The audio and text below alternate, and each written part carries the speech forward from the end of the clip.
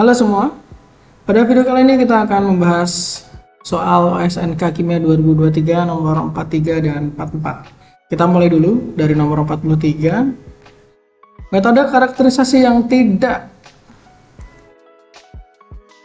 menggunakan gelombang elektromagnetik adalah, oke teman-teman harus tahu dulu ya gelombang elektromagnetik itu apa. GEM, gelombang elektromagnetik itu sama aja dengan mungkin bisa kita katakan cahaya begitu ya. Cuman mungkin teman-teman familiar dengan istilah-istilah ini. Jadi gelombang elektromagnetik itu dari yang paling kuat itu ada sinar gamma, kemudian ada sinar X, ada sinar ultraviolet, ada sinar tampak atau sinar warna ya, atau visible. Ini yang kalau kita lihat itu ada warnanya, nah itu berada di kelompok sinar tampak ini. Nah ada lagi sinar infrared, kemudian ada lagi radio, radar, semacam itu ya, atau gelombang microwave, gelombang mikro. Oh ya, antara lain ini ya. Nah ini seringkali dipakai untuk digunakan sebagai analisis. Salah satunya ya analisis yang namanya spektrofotometri atau spektroskopi ya. Pada soal ini ditanya mana metode analisis atau karakterisasi yang tidak menggunakan gelombang elektromagnetik ini. Ini sebenarnya adalah soal hafalan ya teman-teman ya. Cuman ya nggak apa-apa lah sambil kita belajar ya. Spektroskopi mana atau metode mana yang tidak menggunakan gelombang elektromagnetik. Oke, yang pertama, ini jawabannya yang jelas adalah A. Kenapa yang A? Karena A ini metodenya bukan pakai gelombang elektromagnetik, tapi dia pakai penembakan elektron. Jadi senyawa itu ditembak pakai elektron dengan energi yang tinggi gitu ya. Jadi nanti senyawa yang netral itu akan bermuatan, kemudian karena dia bermuatan, dia bisa berinteraksi dengan medan magnet atau medan listrik. Nah itu baru bisa terukur masanya. Kalau spektroskopi IR ya jelas ini pakai gelombang infrared. Kemudian UV vis jelas pakai gelombang ultraviolet dan sinar tampak atau visible jelas pakai. Nah, kalau NMR ini pakainya gelombang mikro ya atau sinyal radio gelombang elektromagnetik yang termasuk ini radio. Kemudian spektroskopi Raman ini bisa pakai IR, visible, ultraviolet, mungkin bisa juga sekitaran ini ya.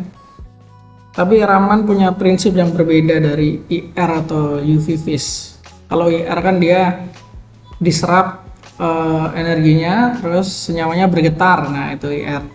Kalau Raman ini gelombang elektromagnetiknya kayak dipantulkan gitu, dihamburkan. Mirip-mirip kayak efek Compton, tapi yang ditembak adalah gelombang elektromagnetik ditembakkan ke arah molekul yang mau dianalisa. Nah kurang lebih seperti itulah.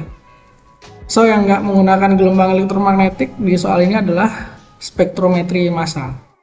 Kita lanjut ya, soal nomor 44. Jumlah sinyal hidrogen dan karbon pada spektrum NMR senyawa benzaldehid berturut-turut adalah. Oke, ini ada benzaldehid, kemudian ada sinyal hidrogen, sinyal karbon. Nah, NMR itu kan yang sering dipakai itu adalah CNMR sama HNMR. Nah, ini beda sinyal atomnya saja ya. Nah, kemudian sinyal hidrogen dan karbon yang muncul itu gimana menentukan jumlahnya gitu, atau dipengaruhi apa sih jumlah sinyal yang muncul? Nih, jumlah sinyal muncul dipengaruhi oleh beberapa hal. Yang pertama adalah suasana atau kondisi atom H dan karbon. Nah maksudnya gimana tuh? Jadi ketika kondisi atom H yang satu dengan yang lain itu beda, maka mereka akan mengeluarkan sinyal yang berbeda. Kita pakai contoh aja ya. Misalnya contoh yang pertama kita pakai senyawa ini CH3. Nah ini kan ada dua jenis H nih, H yang nempel pada C kiri, H yang nempel pada C kanan. Tapi kedua H ini memiliki suasana yang sama. Dari mana tahu sama? Nah, kita lihat atom-atom di sekitarnya. Kalau H sebelah kiri, atom C-nya mengikat CH3.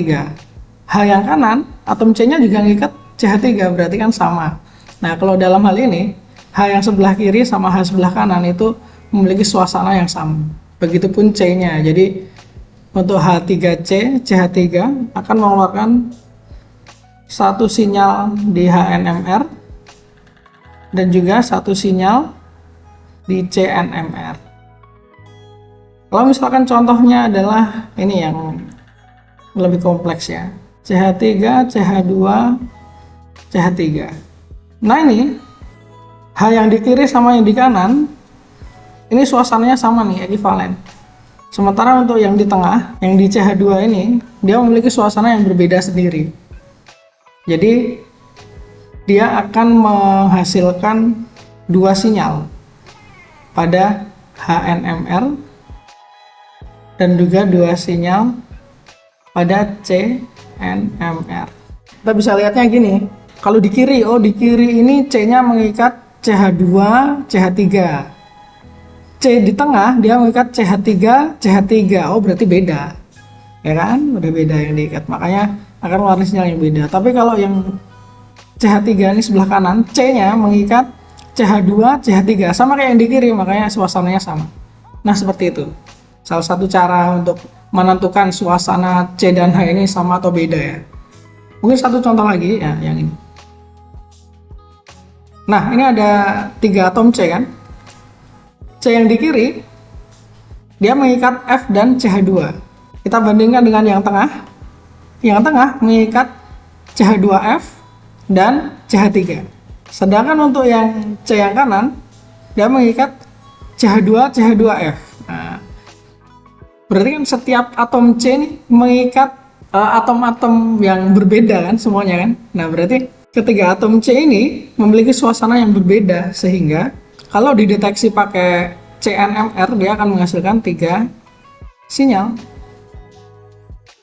CNMR. Begitupun hanya juga kebetulan hanya ada 3 sinyal gitu ya. Nah, seperti itu. Sekarang kita kembali ke soal. Soalnya meminta memperkirakan jumlah sinyal hidrogen dan karbon pada benzaldehida. Nah, kita gambar dulu ya benzaldehida ya. Benzaldehida itu kurang lebih seperti ini gambarnya.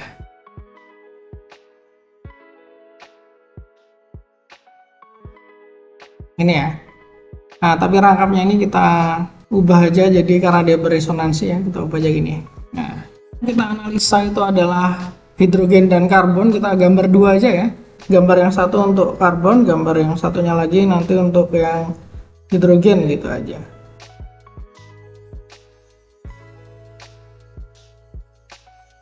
Hidrogennya ada yang di sini. Apakah ada suasana yang sama dengan H yang di sini? Nggak ada ya. Ini hanya kan mengikat CO. Yang lain nggak ada, cuman H yang ini aja. Nah, selanjutnya H yang di sini. H yang ini dia mengikat CC, CO. H mana lagi yang sama? Yang ini sama. Dia mengikat CC, CO. Sama ya. Terus, nah sisanya ini beda. Nah, kita kasih warna yang beda ya. Sekarang yang ini. H yang di lingkar hijau ini. Dia akan mengikatnya sini C, H, C, CO. Yang sama yang mana? Yang di sini yang sama. C, H, C, CO gitu ya. Jadi suasananya sama. Suasana itu kan ditentukan oleh sekitarnya ya. Jadi sekitar H-nya ini sama. Nah, kalau yang H yang di ujung sini ini berbeda sendiri juga. Beda sendiri ya, kita kasih warna ungu aja. Ya, dapat ya. Berarti untuk HNMR ini kita berarti untuk HNMR atau sinyal H itu jumlahnya ada 1, 2, 3, 4. Ada 4 sinyal H. Kemudian untuk CNMR kita pakai gambar yang bawah. Kita identifikasi aja C-nya satu-satu ya. Pertama C yang ini yang paling beda. Hanya C ini yang mengikat O, yang lain enggak. Otomatis yang lain suasananya berbeda dengan C yang di lingkaran merah. Sekarang lanjut kita pakai warna biru. Yang di sini C-nya. C ini mengikat CH dan CO. Apakah ada C yang lain mengikat CH dan CO? Tidak ada. Berarti yang lain beda kondisi juga.